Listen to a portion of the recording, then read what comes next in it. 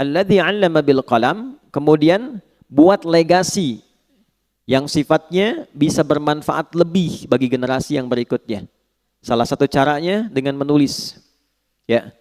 Yang belajar ini usahakan punya catatan. Dicatat itu lebih terikat ilmunya dibanding sekedar dihafalkan. Nanti yang tercatat, dirumuskan, diruntutkan, ke depan bisa jadi bacaan. Walaupun orangnya sudah tidak ada, meninggal misalnya, tapi kitabnya masih ada, maka disitulah kemudian namanya akan abadi. Keabadian itu yang memuliakan Allah. Imam Syafi'i nggak pernah kita lihat, ya kan? Nggak pernah berjumpa, nggak pernah. Masanya berbeda. Tapi karyanya sampai sekarang masih bisa kita akses dan dengan itu beliau dimuliakan keabadiannya. Karena itu orang-orang bijak mengatakan kalau Anda masih ingin eksis sampai dengan masa depan, maka wariskan ke masa depan itu tulisan-tulisan dari karya kita yang paling baik. Tidak ada yang terbaik kecuali menyampaikan pesan-pesan yang dimuliakan oleh Allah Subhanahu wa taala. Teman-teman juga begitu.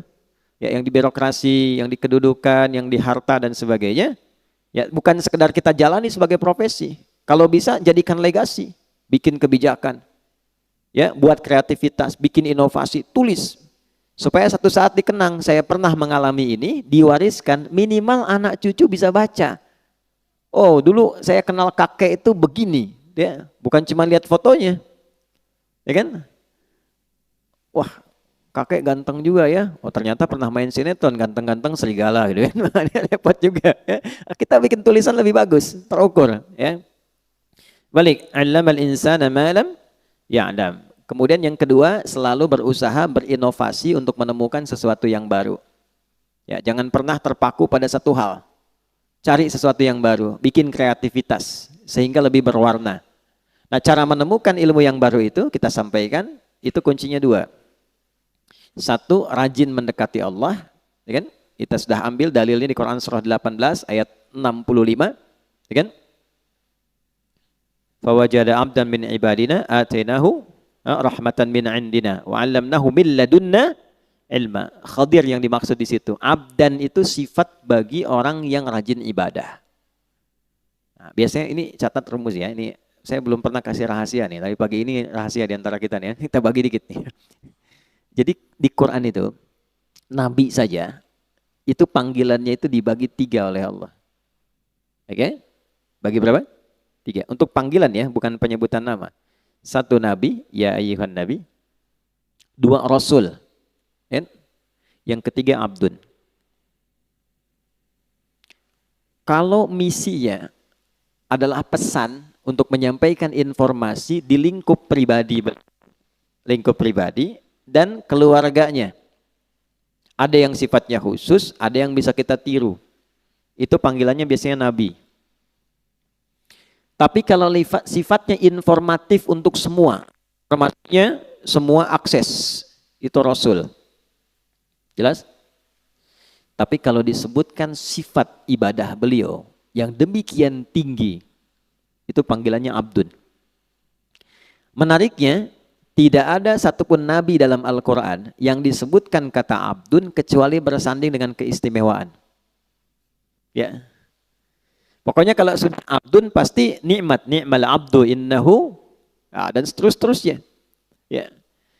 Nabi Muhammad itu saat diundang Isra dan Mi'raj, hal tertinggi yang belum pernah dialami para nabi dan rasul sebelumnya, itu panggilannya bukan rasul, bukan nabi, tapi abdun. Subhanalladzi asra bi abdihi, bukan bi rasulihi, bukan bi nabihi. Jadi ternyata Allah naikkan derajat kita itu, ditambah gitu, itu saat kita menghamba.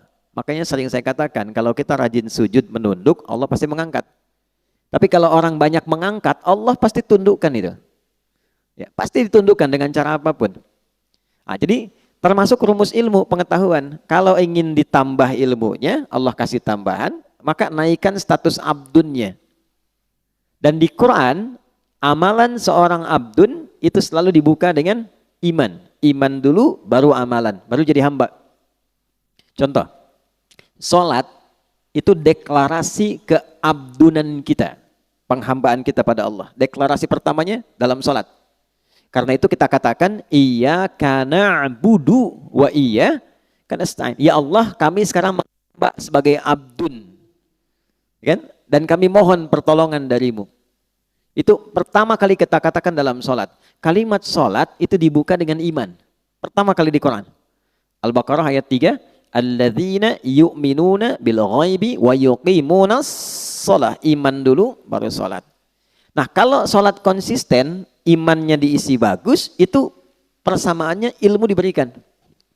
Di mana ditemukannya? Di Quran surah ke-58, Tarawih semalam, Al-Mujadalah.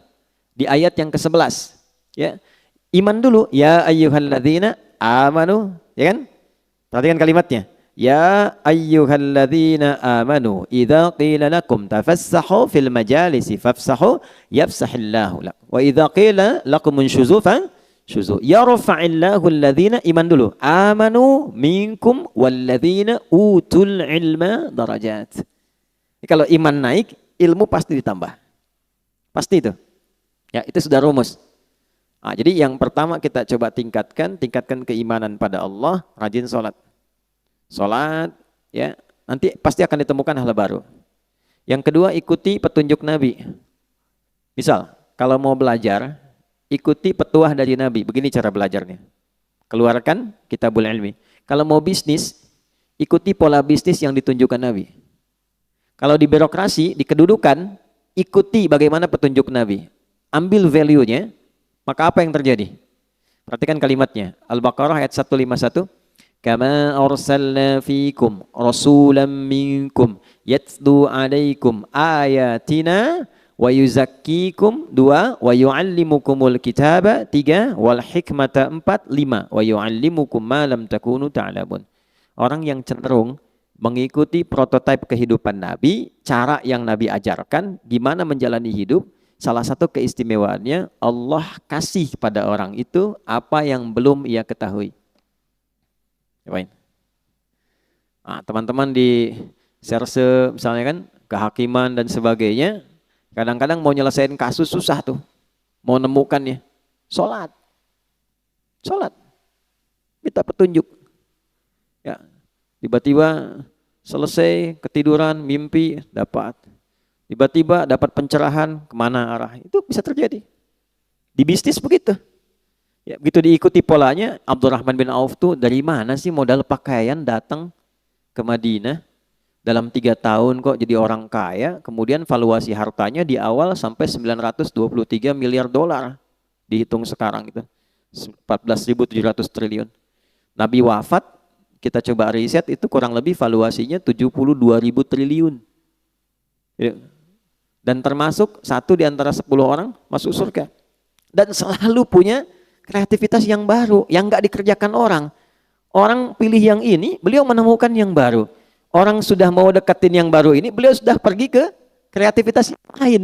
Jadi hebatnya itu yang dikerjakan orang, itu beliau sudah 2-3 kali 10 step berada di depan. Ya, jadi bikin kreativitas baru, punya inovasi, orang belum ada. Begitu orang ngikutin, ini sudah mengerjakan yang baru lagi. Jadi pantas jadi yang paling unggul di bidangnya. Khalid bin Walid di militer begitu, selalu punya strategi baru. Ya, bayangkan. Ya. Kebayang nggak? Belum saya ceritakan dia. Ini melawan Persia coba. Pasukan ratusan ribu, 100.000 pasukan. Beliau cuma bawa 10.000. Itu menemukan strategi baru. Jadi ada seorang di barat itu sampai kemudian meriset bagaimana seorang Khalid itu bisa menjadi jenderal paling unggul di lapangan. Itu dilihat gitu. Dan itu terjadi utamanya setelah masuk Islam. Sebelum masuk Islam hebat dalam strategi perang Uhud. Setelah masuk Islam lebih hebat lagi. Nah itu jadi bab. Kalau dipelajari bisa sukses di bidangnya. Nah itulah allamal insana ma lam ya'lam. Nah yang kemarin kita telah berhenti di ayat 6-8-nya. Kalau sudah sukses jadi apapun. Nih, jadi ilmuwan, jadi ulama, kan? Pebisnis kaya, yang kedudukan jadi jabatan, jadi jenderal, macam-macam birokrasi, udah jabatan tinggi. Kalla, jangan pernah terjadi. Innal insana la yatgha.